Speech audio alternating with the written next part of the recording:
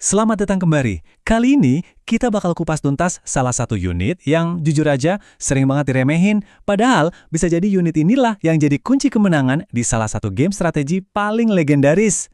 Coba bayangin deh, di sebuah game yang isinya ksatria, ketapel raksasa, apa sih unit yang paling penting? Mungkin Anda bakal mikir, oh pasti pemanah jarak jauh, atau gajah perang dong yang nggak bisa dihentiin. Bener nggak? Gimana kalau saya bilang, jawabannya justru unit yang sama sekali nggak bisa nyerang. Kaget kan? Yap, hari ini kita bakal ngebahas pahlawan tanpa tanda jasa di Age of Empires 2, si kapal angkut yang kelihatannya sepele ini. Oke, kita mulai dari yang paling dasar dulu ya. Sebenarnya apa sih kerjaan utama kapal ini? Kalau kita lihat deskripsi resminya di game, bunyinya tuh sederhana banget.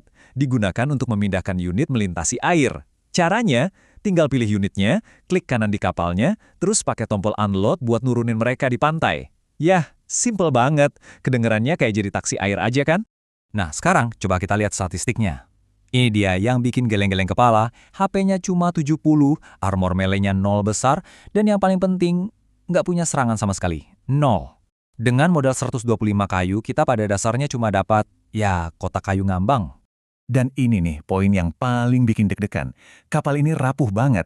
Kalau sampai tenggelam, semua unit di dalamnya bisa jadi seluruh pasukan elit yang udah kita kumpulin susah payah langsung lenyap, hilang selamanya, risikonya luar biasa tinggi. Tapi, justru di kelemahannya inilah letak kejeniusannya. Fungsi kapal angkut ini jauh lebih dalam dari sekedar jadi taksi. Sekarang, kita masuk ke bagian yang seru, seni tipu-menipu. Jadi ada yang namanya taktik umpan. Ini inti dari mind games di Age of Empires. Idenya adalah kita pakai target yang kelihatannya penting banget buat mancing musuh, biar mereka ngejar itu dan lupa sama tujuan kita yang sebenarnya. Nah, tebak alat paling sempurna buat ngelakuin ini? Ya, si kapal angkut ini. Caranya gini, gampang banget. Pertama, masukin satu unit paling murah yang Anda punya, Spearman misalnya, ke dalam kapal. Udah, terus kirim kapal itu ke arah markas musuh seolah-olah isinya pasukan invasi lengkap. Musuh pasti panik kan? Mereka bakal kirim pasukan utama buat ngejar kapal ancaman ini. Nah, pas mereka lagi sibuk, boom, serangan kita yang asli datang dari sisi lain. Nah, ini dia perbandingannya. Persepsi lawan kenyataan.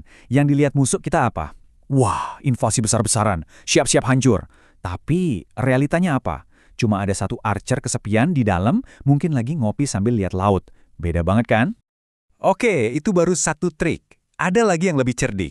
Pernah kepikiran nggak apa yang terjadi kalau mock musuh berhasil mengambil alih kapal kita yang lagi penuh sesak sama pasukan? Jawabannya gila banget. Ternyata unit yang di dalamnya itu nggak ikut ke konversi. Jadi kita itu kayak baru aja menyandara pasukan musuh. Mereka nggak bisa pakai pasukan itu sampai kapalnya dihancurin. Artinya populasi mereka terkunci. Kalau mainnya rame-rame, lebih parah lagi. Kita bisa kirim kapal curian itu ke markas musuh lain, biar pasukannya bikin onar di sana. Jenius! Kapal ini udah serbaguna, tapi ceritanya belum selesai. Sekarang kita lihat gimana tiap peradaban punya versi spesialnya masing-masing. Iya, banyak banget peradaban di game ini yang ngasih bonus unik ke kapal angkut mereka. Jadi bukan lagi sekedar ferry biasa, tapi jadi aset strategis yang punya spesialisasi. Kita mulai dari yang paling gokil dulu, Saracen. Kapal angkutnya dapat tambahan HP 100%. Iya, 100%. HP-nya jadi double. Susah banget ditenggelaminya. Dan nggak cuma itu, kapasitasnya juga nambah 20.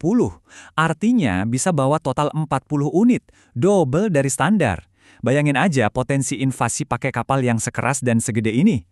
Ngeri. Lanjut, ada Sicilian. Mereka punya bonus tim yang bikin kapal angkut harganya diskon 50%. Buat seluruh tim loh, ini kuat banget buat main bareng. Jadi kita dan teman-teman bisa banjirin lautan pakai kapal murah buat nyerang barengan. Dan masih banyak lagi yang lain. Portugis dapat tambahan HP dikit, Berber bikin kapalnya lebih ngebut, Bengali bisa regenerasi alias sembuh sendiri, dan Persia bikinnya lebih cepat. Tiap bonus kecil ini benar-benar ngebuka strategi baru yang beda-beda. Cerita kapal angkut ini nggak berhenti sampai di situ. Selama lebih dari 20 tahun game ini ada, si kapal ini juga ikut berevolusi yo. Coba kita lihat perjalanannya. Dulu banget, di Age of Kings kapasitasnya cuma bisa muat 5 unit, kecil banget. Terus di ekspansi The Forgotten Way bisa dibikin dari Dark Age, ini ngebuka strategi serangan super cepat. Lalu bahkan bisa ngangkut domba. Sampai puncaknya kapasitasnya melonjak jadi 20. Ini bukti nyata kalau developernya pun sadar unit ini tuh penting banget.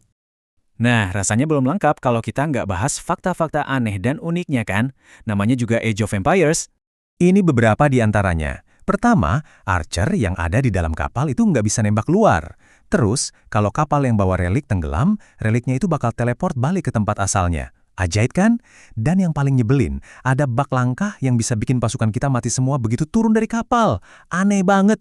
Dan ternyata, semua ini ada dasarnya di sejarah nyata loh. Kutipan ini menjelaskan kalau dulu di abad pertengahan, kapal-kapal dagang biasa itu sering banget dipinjem buat ngangkut tentara. Mereka dimodif dikit biar bisa muat pasukan, kuda, bahkan perlengkapan perang. Jadi kapal angkut di game ini sebenarnya cerminan logistik militer zaman dulu. Jadi, lain kali Anda sibuk bikin pasukan ksatria dan trebuchet yang super keren, coba ingat-ingat lagi deh, ada satu kapal sederhana yang nggak bisa nyerang sama sekali, tapi tanpa dia, kemenangan di seberang lautan itu mungkin cuma mimpi. Coba renungkan deh.